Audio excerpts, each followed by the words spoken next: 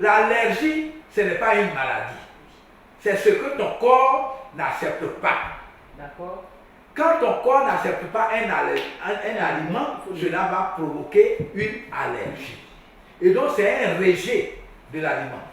Donc, si ton corps n'accepte pas le soja, il n'y a pas forme que tu peux manger. Il n'y a pas de médicament. Il n'y a pas de médicament. Vous éliminez tout simplement. Il faut l'éliminer tout simplement. Parce que, je suis en train de parler de ça, il y a des gens qui vont manger, quand bien même ils voient qu'il y a de gros boutons qui sortent de leur corps, c'est soja ils vont manger. Alors que c'est le soja qui va provoquer ces boutons-là.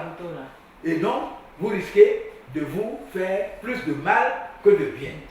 Je vais donner, on n'a pas de manioc ici aujourd'hui, mais je vais donner mon exemple du manioc pour que tout le monde fasse attention à ce que l'on mange. D'accord, allez-y. Moi, je suis allergique au manioc.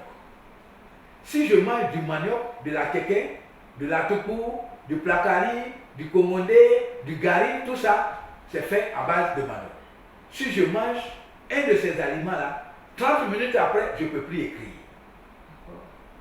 J'ai mal dans toutes les articulations. Avant, je ne savais pas que l'écriture jouait sur les épaules.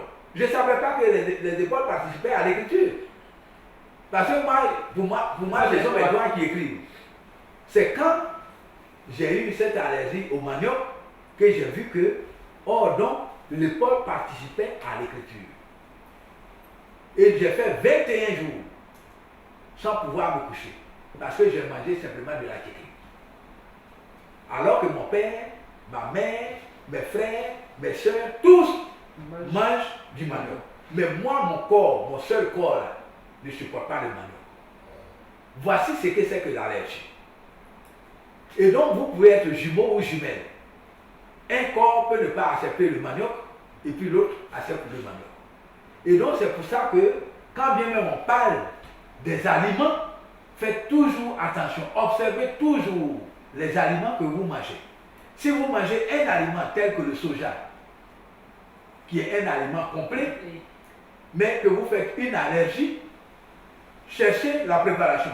Mais si vous faites toutes les bonnes préparations, mais l'allergie persiste, alors arrêtez de manger du soja. Parce qu'il n'y a rien à faire. Je donne un deuxième exemple pour avertissement. Pour que les gens ne se rendent pas malades en disant que Maître Aboutou nous a demandé de manger. J'ai reçu un monsieur aveugle un jour. Il est venu de l'intérieur du pays. Et quand je faisais sa consultation, j'ai vu qu'il est parti à l'hôpital, il a vu plusieurs ophtalmologues, et on dit que ses yeux n'ont rien, mais il ne voit pas. Alors, il n'y a pas de maladie dans ses yeux. Ses yeux sont là, hein. Quand tu regardes, ses yeux sont intacts. Mais il ne voit pas.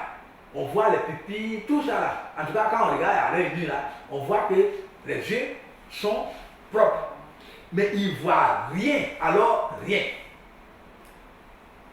J'ai dit, oui, comme je le dis toujours, la voix que Dieu a prise pour nous créer là, cette voix-là, elle est en nous, tous les jours, à tout instant.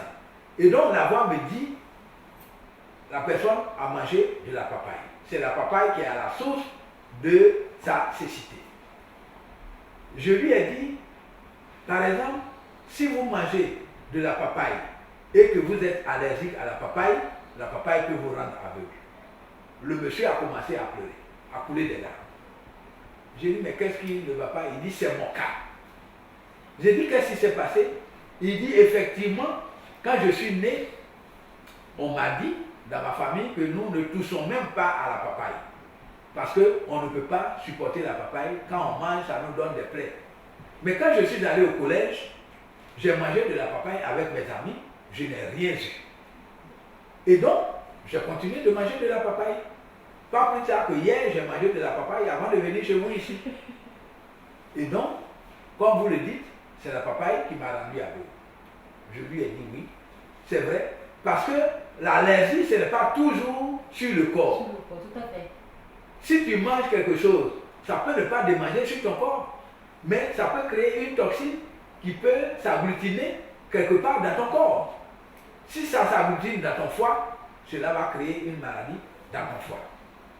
Si ça s'agglutine dans ton cerveau, cela va créer une maladie dans ton cerveau. Et donc, c'est pour ça qu'il faut que désormais, nous fassions attention à notre nourriture. Pour que cela ne nous crée pas une maladie au lieu de nous donner la santé. La santé. Oui, Dieu nous a donné la nourriture pour notre santé. Et la nourriture pour notre santé, c'est la nourriture que notre corps accepte. Tout à fait. Et c'est pour ça que Dieu a pris la précaution de dire à Adam et Ève de ne pas manger le fruit de la connaissance. Oui, on a dit ça comme ça, mais c'est un fruit auquel ils étaient allergiques par exemple. Tout à fait. Et donc, chacun de nous a son fruit de la connaissance. Et donc, nous devons nous nourrir avec tout ce que Dieu nous a donné. Mais il faut faire attention. Il faut observer tout ce qui rentre par la bouche, qui doit sortir par l'anus, afin que nous ne soyons pas allergiques à l'aliment. L'allergie peut nous rendre malades, peut détériorer notre santé pour que nous ne puissions pas célébrer la vie.